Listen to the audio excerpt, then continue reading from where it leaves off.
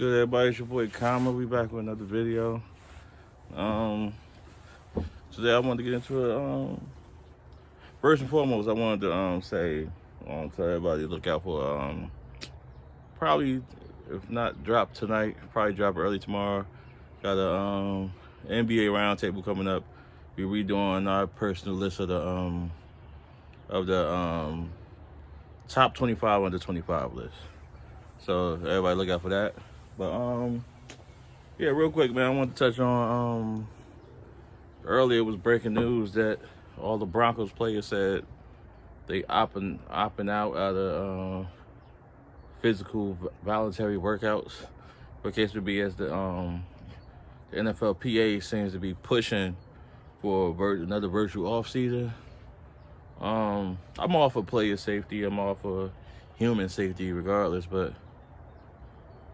in this particular situation, I don't necessarily agree with it. And I'm going to tell you why. I don't agree with that stance because we've been going over the pandemic for like a year now, right? We got kids, students going to school, back to school, and things of that nature. People are basically, COVID was not just an overnight thing, and like as people were learning to live with it, and we don't know when it's gonna go, and vaccines are being spreaded out and all this things of that nature. I don't see what would be the difference of you doing off-season workouts at your facility versus you going to a regular gym to work out. I just don't get it. Like, I just think we at the point where every season is NBA is having a successful season. They about to go to playoffs. MLB then came back around for the second time after they abbreviated the season last year. Hockey came back around, and so I think everything is starting to generate, not quite back to normal, but we're pushing towards that goal. And I just don't. This is one thing I don't agree on. I think there's no reason for it to be full virtual. Yes, you still have your protocols and everything in order for player safety and fan safety, or just safety of people in general. But man, off-season workout, I mean, that's just to me, it's a bit much to me, man. Because 9 times out of 10, if we've been honest, you're an athlete. And during off-season, you got trainers and certain teammates and certain people from other teams that you're working out with anyway. So not wanting to go to the facility to work out with your team and build chemistry, to me, is kind of crazy in that regard. Me personally, like last year, totally got it. Yes, totally understandable. This year is somewhat understandable. If you were a player that opted out the year before, you got some things going on. You got some things going on in your household and people high risk and underlying diseases or conditions that you don't want to subject to that, and you still not ready. That's completely understandable. But just to be virtual, like, I don't know. I'm just not a fan of it, man. I'm not a fan of it. But think about now, we've been through a whole season, been crowned the champion. There should be protocols and guidelines in place that people feel comfortable going to the facility just to work out. It's not like you got a game. It's voluntary workouts. It's not like I don't get that. Real quick, I want to talk draft real quick. As you know, we got the number 10 pick, and I see a lot of videos, people saying address D tackle and things that nature.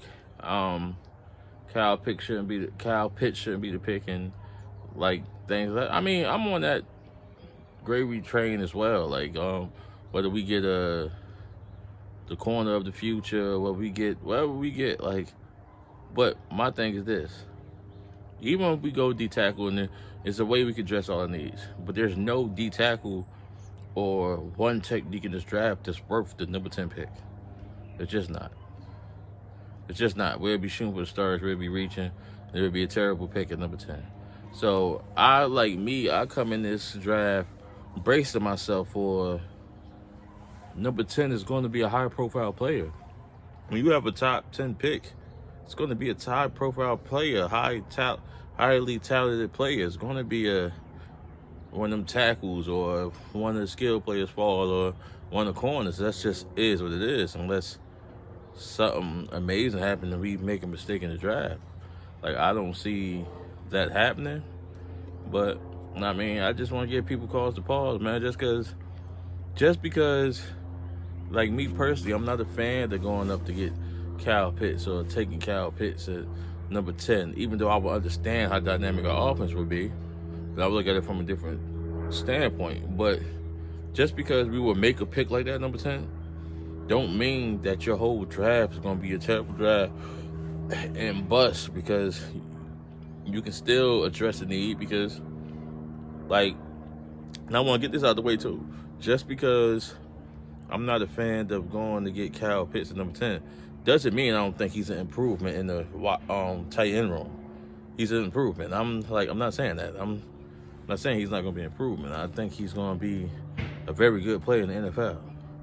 I'm not probably great. I'm not saying that. I'm just saying in terms of our team and what we need for the Cowboys especially, I'm saying like corner would be a better option, or addressing offensive line, or what we did after we went through last year would be a better option. Or it's just certain things just logical. You know what I'm saying? We going to address safety too, but is it really a safety in this draft just worthy of number 10 pick?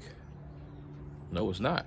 So you got to play the cards you dealt, man. But with that being said, there's still safeties in this draft that can be effective day one starters for us too. Just because you're not a number one first round pick don't mean you can't be effective day one starter. I mean, but it's just my quick thoughts, man. Remember, like and subscribe. Like I said, look out for my next video. I don't know, it might be a live. We breaking down the top 25 under 25 NBA list, man. Remember, like, subscribe. It's your boy Kama. Salute.